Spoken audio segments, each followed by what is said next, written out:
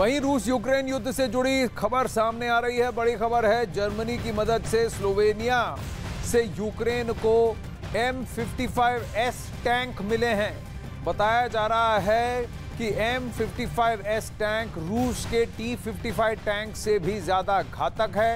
अब तक स्लोवेनिया से यूक्रेन 28 टैंक पा चुका है। तो 28 टैंक स्लोवेनिया के रूट से यूक्रेन पहुंच चुके हैं और कुछ टैंक जर्मनी की मदद से उसे मिले हैं।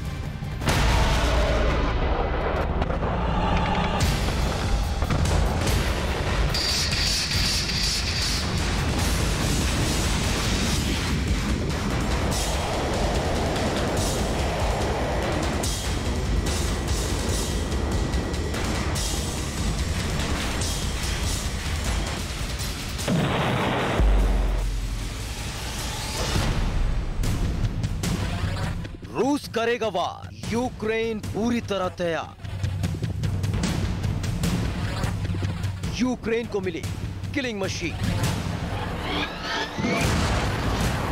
एक तो पलट देगी युद्ध का पासा। रूस लगातार यूक्रेन पर कहर बरपा रहा है, तो यूक्रेन ने भी ठान रखी है कि वो घुटने नहीं टेकेगा। पहले डिफेंडिंग मोड पर चल रहा यूक्रेन अब खोलकर रूस को जवाब देने लगा, जिससे रूस तिलमिलाया हुआ है। कभी जापोरेजिया पर हमला कर रहा है, तो कभी मिसाइल अटैक करके यूक्रेन को डराने की कोशिश कर रहा है। लेकिन इस बीच यूक्रेन की सरजमीन पर चलते हुए एक टैंक ने रूसी सैनिकों की रात की नींद उड़ा दी है। अब तक रूस अपने T55 टैंक के जरिए लगातार युद्ध में आग उगलता रहा है, लेकिन अब यूक्रेन को रूस के T55 टैंक का तोड़ मिल गया है, जो इस युद्ध में गरजते नजर आएंगे, जिसने रूसी सैनिकों को टेंशन में डाल दिया है। दरअसल युद्ध की शुरुआत के साथ ही नाटो और पश्चिमी देश यूक्रेन का साथ दे रहे हैं और अब स्लोवेनिया से एक खेप यूक्रेन पहुंची है। ये खेप M55S टैंक की है। ये 28 टैंक स्लोवेनिया से यूक्रेन को मिले हैं, जिनके बारे में कहा जाता है कि ये न सिर्फ जमीन पर खड़े किसी भी ताकतवर टैंक के चीथड़े उड़ा देता है, लड़ाकू वाहनों पर भी रहम नहीं करते। M55S टैंक मशीन गन से लैस है। इसके साथ ही अग्नि नियंत्रण प्रणाली और CBRN सुरक्षा प्रणाली से लैस है। रूस के T55 टैंक का अपग्रेडेड वर्जन है M55S। इस टैंक को हासिल करने के लिए यूक्रेन को जर्मनी से मदद लेनी पड़ी थी, जिसमें स्लोवेनिया ने जर्मनी के साथ समझौता किया था और फिर 28 टैंक यूक्रेन पहुंचे।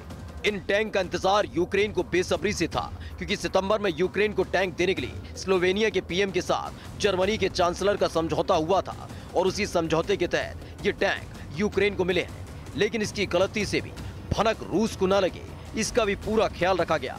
इसलिए इन टैंक को पोलैंड के रास्ते ट्रेन से यूक्रेन भेजा गया और जिस मालगाड़ी में सवार होकर इनको लाया गया, उन पर काला कवर लगा रखा था। इन M55S टैंक का यूक्रेन पहुंचना यूक्रेन के सैनिकों के लिए खुशखबरी है, लेकिन रूस के लिए किसी एक बड़ी चिंता से कम की बात नहीं है। अब वहीं सेवेस्तोपोल नेवल बेस पर हुए ड्रोन अटैक के बाद रूस ने कीव, खार्किव और यूक्रेन के दूसरे कई शहरों में ताबड़तोड़ हमले किए हैं। रूस और यूक्रेन के बीच जारी जंग को शुरू हुए करीब 250 दिन पूरे हो चुके हैं और जैसे जैसे ये जंग आगे बढ़ रही है, इसकी तबाही का दायरा भी बढ़ता जा रहा है। रूस के रक्षा मंत्रालय का दावा है कि वो यूक्रेन की दागी कई AGM-88 हार्म मिसाइलों को नष्ट कर चुका है और अपने दावे को साबित करने के लिए रूस के रक्षा मंत्रालय ने एक लिस्ट भी जारी की है। रूस के रक्षा मंत्रालय की इस लिस्ट के मुताबिक 29 अक्टूबर को रूस के एंटी एयर डिफेंस सिस्टम ने 8 हार्म मिसाइलें नष्ट की। इससे पहले 25 अक्टूबर को 3 हार्म मिसाइलें तबाह की गई। 23 अक्टूबर को 1, 22 अक्टूबर को 3 और 21 अक्टूबर को 2 हार्म मिसाइलें नष्ट की।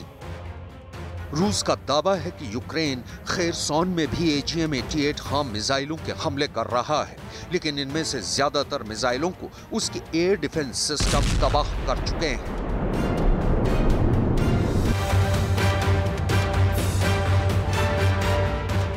Предположительно, конечно, какая-то ракета, похожая на Хармс, но более точно будет известно после проведения баллистической судебной экспертизы. रूस ने सेवेस्तोपोल नेवल बेस पर हुए ड्रोन अटैक का बदला लेने के लिए 31 अक्टूबर को कीव, खार्किव और यूक्रेन के दूसरे अहम शहरों के महत्वपूर्ण बुनियादी ढांचों को निशाना बनाकर उन पर ताबड़तोड़ मिसाइल हमले किए। हाल ही में क्राइमिया पुल पर हमले के बाद से रूस ने यूक्रेन पर अपने मिसाइल हमले तेज कर दिए हैं, यानी यूक्रेन में तबाही का सिलसिला मुसलसल जारी है। रूस और यूक्रेन के बीच जारी जंग को शुरू हुए 250 दिन पूरे हो चुके हैं और जैसे जैसे ये जंग आगे बढ़ रही है, इसकी तबाही का दायरा भी बढ़ता जा रहा है। जंग के मैदान से तबाही के नए वीडियो सामने आ रहे हैं। रूस के राष्ट्रपति व्लादिमीर पुतिन ने जिस मकसद के तहत यूक्रेन में स्पेशल ऑपरेशन शुरू किया था, वो कुछ हद तक कामयाब जरूर हुआ है, लेकिन पूरा अभी तक नहीं हुआ है। और इस हकीकत से तो राष्ट्रपति पुतिन भी अच्छी तरह से वाकिफ है कि जब तक वो कीव को फतह नहीं कर लेते, उनका मकसद पूरा नहीं होगा। लेकिन जिस तरह